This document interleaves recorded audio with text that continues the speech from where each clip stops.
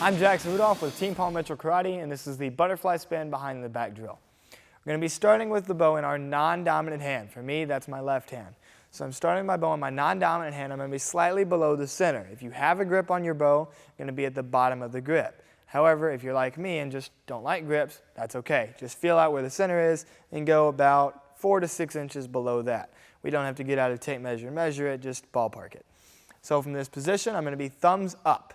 Having your thumb up is not necessarily the most correct position to be in, and it will make the flow a little bit choppy, but when students are first learning direction, it makes it very easy to see which way the bow is supposed to be going. Because from here to here, for 8, 9, 10-year-olds isn't the easiest difference to see. So we're going to start in a thumbs up position just to show the basic concept and the basic direction. Then from here, from thumbs up, I'm going to turn thumbs down. From that position, my thumb is going to go straight into my side behind my back, where my right hand, I like to have students wave to the front so they get the hand in the correct position. Then the right hand goes straight down, also onto the bow behind the back. Both of the thumbs should be pointing into each other, but not touching. We don't want to overlap because that's a good way to dislocate thumbs and nasty stuff like that. So don't do that. I'm going to start here. From behind the back, my right hand comes out to my right side, thumbs down position. I bring the bow vertically to the center of my body here, and then rotate all the way over so that my palm is facing up. The bow will be controlled between my index finger and my thumb. Now, where this move gets its name, the butterfly spin comes in right now.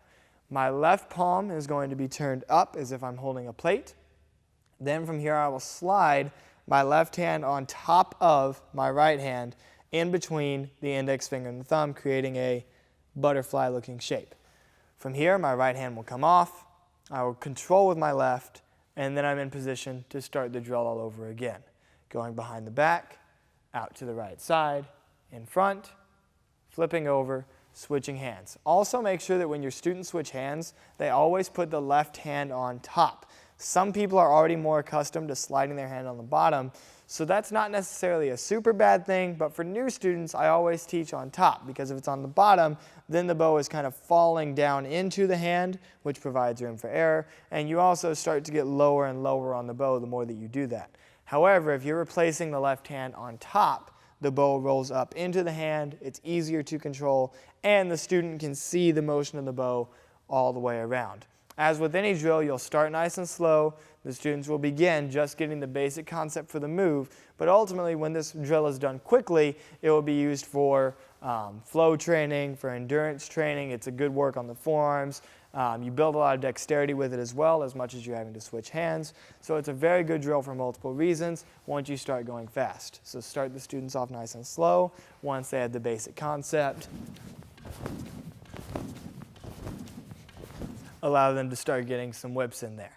Okay, so this drill is very good for dexterity, and it's also a good move for form. It's a very good drill, very good technique, I should say, that will set up release techniques that will go into strikes, etc., etc. So it's a good stepping stone move for beginner students, and it's also a very good drill as your students become more and more advanced. I'm Jackson Rudolph, and that is the butterfly spin behind the back drill.